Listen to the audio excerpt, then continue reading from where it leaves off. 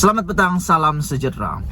Ada orang yang tidak tahu kemarin rupa-rupanya Rosmah telah memohon diberikan hukuman diringankan, yaitu penjara hanya 1 hari.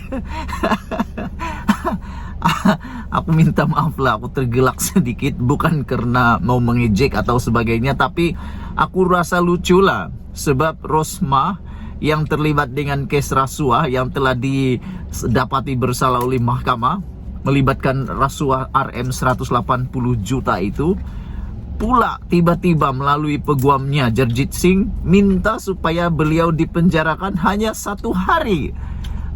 Yang aku tergelak bukan apa, bukan saja karena permintaan yang aku rasa lawak antara bangsa tuh, tapi juga coba bayangkan ada kes orang curi, didapati mencuri 1 tin susu dan 1 Milo di supermarket, boleh pula dihukum beberapa minggu, beberapa bulan penjara. Manggis. Tapi yang ini mencuri menerima rasuah 180 juta dan 6 juta, tiba-tiba memohon 1 malam penjara. Ada orang dalam netizen dalam konten aku, mereka kata, apa punya peguam? Itu perkara yang tak logik diminta, tapi diminta 1 malam penjara, 1 hari penjara saja bosku, dengan alasan kononnya Rosmah adalah pengasas kepada Permata Malaysia yang telah membantu kanak-kanak, kata mereka lah. Selain daripada itu, menurut peguam Rosmah juga adalah orang yang dihormati dalam keluarganya. Ialah sampai siapa yang tak hormatkan, sehingga dalam dapatan peguam itu mengatakan bahwa Rosmah mempunyai pengaruh dan kuasa kontrol Najib dengan 1 perbualan audio yang bocor, yaitu "Can I advise you something?" Manalah Rosmah tak berpengaruh kan. Selain daripada itu, peguam juga kata itu adalah kesalahan pertama Rosmah. Iyalah kesalahan pertama, tapi tahukah anda bahwa nanti kejap lagi aku buat kontennya, Rosmah sedang menghadapi 1 lagi kes yang turut melibatkan hakim yang sama. Ini satu perkara yang menarik yang aku nak kongsi dengan kamu selepas ini. Tapi yang aku lebih tertarik ialah peguam Rosmah minta hukuman diringankan supaya Rosmah dipenjara hanya sehari. Aku rasa itu satu permintaan yang bersifat lawak jenaka. Kenapa? Sebab sedangkan orang yang mencuri 1 tin susu, 1 Milo, 1 sardin di supermarket boleh dikenakan hukuman lebih 1 hari, ini kan pula melibatkan ratusan juta. Begitulah ceritanya. Dan selain daripada itu, Rosmah juga kata beliau sekarang ini adalah telah menggantikan suaminya Najib Razak sebagai ketua dalam keluarga selepas Najib dimasukkan dalam penjara. Jadi dia kata dia perlu menanggung ataupun menjaga keluarga dia. Itulah, sesal dahulu pendapatan, sesal kemudian tiada gunanya lagi. Jadi nanti kejap lagi kita akan terus bersiaran. Ikuti terus kupasan dalam channel ini, dalam konten yang ini. Ikuti, jangan kau skip. Tengok, jangan tak tengok. Selamat pagi, salam sejahtera. Apabila denda telah dikenakan kepada Rosmah 970 juta, itu yang paling mengejutkan Malaysia. Bukan karena penjara Rosmah 10 tahun. Penjara 10 tahun orang tak kisah pun. Mereka kata itu bukan perkara yang susah untuk Rosmah, karena dia hanya perlu tinggal 10 tahun berkelakuan baik. Kalau dapat nasib yang baik, rezeki yang baik, berkelakuan baik, dapat payroll, keluarlah lebih awal daripada penjara. Dan ialah 970 juta itu yang paling mengejutkan. Bagaimanapun, sebelum aku nak ulas tentang isu Rosmah dan 970 juta itu, aku nak tarik perhatian penonton semua. Aku nak ingatkan kamu semua, hari ini giliran siapa pula yang akan beraksi lagi di mahkamah. Kerana hari ini keputusan mahkamah akan diumumkan untuk kes Bung Mukhtar juga bersama dengan istrinya. Akan diketahui apakah Bung Mukhtar terpaksa perlu membela diri pula di mahkamah. Nampaknya pemimpin-pemimpin daripada parti politik ini mula berhadapan dengan kes-kes mereka tersendiri. Sekiranya Bung Mukhtar terpaksa membela diri di mahkamah, ini bermaksud memang ada kes dan memang mahkamah melihat ada cerita yang harus diselesaikan di mahkamah. Bersalah atau tidak belum tentu lagi. Tetapi apabila terpaksa membela diri, itu makna memang ada kes yang meragukan yang perlu dibicarakan di mahkamah. Jadi hari ini kita akan tunggulah adakah Bung Mukhtar bersama istrinya pula akan sama-sama diheret ke mahkamah.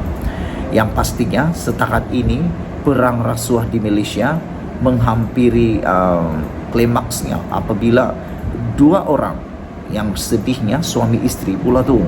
Teringatlah dengan kes Ramos dengan istrinya Imelda di Filipina pada tahun 1980-an, apabila mereka pun dengan kuku besinya mengumpul kekayaan luar biasa yang tak pernah dicipta oleh sesiapa presiden di seluruh dunia, dicipta oleh Imelda. Kalau aku tak silap, waktu itu Imelda telah mengumpul koleksi kasut sebanyak 12.000. Dapat Anda bayangkan berapa banyak kasut 12.000 itu?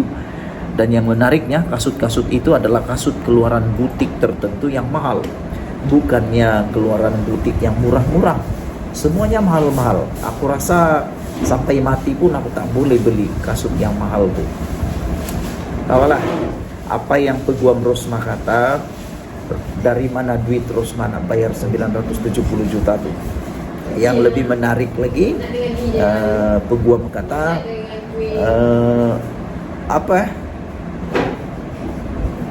rekod tertinggi di Malaysia. Telah dikenakan rekod tertinggi di Malaysia, denda seperti itu. Dari mana Rosmah nak bayar pun aku tak tahu. Sebab akaun Rosmah seperti yang kamu tahu telah pun dibekukan bersama dengan Najib Tun Razak. Jadi nak bayar dari mana? Ada orang kata itu baru keluar daripada celah-celah gigi Rosmah. Netizen tulis dalam ruangan komen di konten aku, mereka kata alah itu baru dari celah-celah gigi Najib dan Rosmah. Aku fikir pun betul, tapi kamu perlu ingat Najib pun kena tindakan juga dari LHDN 1,5 bilion tunggakan cukai. Dan yang lebih menarik perhatian netizen kemarin ialah apabila selesai dibacakan hukuman Rosmah pula ternangis-nangis. Itu ke bahasa dia, teresak-esak. Teresak-esak menangis karena beliau kata beliau terluka. Sebenarnya kan kalau cakap terluka, aku rasa rakyat Malaysia lagi terluka. Iyalah, kita tidak terluka kalau satu dunia tahu skandal keuangan terbesar di dunia datang daripada sebuah negara kecil yang dipanggil Malaysia. Itu lagilah melukakan rakyat Malaysia kan. Dan waktu melakukan kesalahan rasuah itu tak terfikir pula tentang anak cicit semua kan. Sampai Rosmah kata waktu dia minta diringankan hukuman, dia kata Anda perlu ingat, mungkin itu akan kena pada Anda, anak Anda yang kena, cucu Anda katanya. Jadi kenapa dia tak ingat masa dia lakukan? Itu yang aku hairan kan. Tapi ada satu cerita lucu yang mungkin kamu tak tahu. Peguam Rosmah waktu meminta diringankan hukuman, tahu berapa hukuman yang dia minta? Dia minta hukuman penjara sehari sahaja untuk Rosmah. Waktu aku baca laporan tu, aku tergelak sampai nak pengsan. Kenapa? Orang curi susu Milo di supermarket, curi susu setin, sardin setin di supermarket boleh dikenakan hukuman 6 bulan penjara, bosku. Ini curi duit, bukan curi, dibagi rasuah 180 juta, nak pula dihukum penjara sehari saja. Tak itu lucu? Aku rasa lucu lah. Mau penjara sehari untuk begitu besarnya uang, yang melibatkan begitu uang besar. Tapi itu hak Rosmah lah kan. Memanglah saya pernah tinggal lama-lama dalam penjara, tak seronok sangat tinggal dalam penjara. Ada juga netizen yang message aku, mereka kata agak-agak nanti Rosma tinggal dalam penjara tuh macam mana ambil makanan, terpaksa berbaris macam di asrama kah? Mereka tanya gitu. Aku jawab, iya memang macam itulah, kena ikut peraturan. Dia ada gout kah, dia sakit pinggang kah, dia sakit kepala kah, rambut tak tersisir lagi kah, apalagi ya, macam-macam lah yang boleh berlaku. Dia tetap kena ikut hukum dan peraturan di penjara. Bangun awal pagi kena exercise, bangun awal pagi kena cuci piring sendiri, pakaian tak payah cuci lah sebab itu memang disediakan. Dan aku harap nanti kalau dalam penjara tuh Rosma boleh menulis buku balik lah, macam biografi yang pernah dia tulis sebelum ni.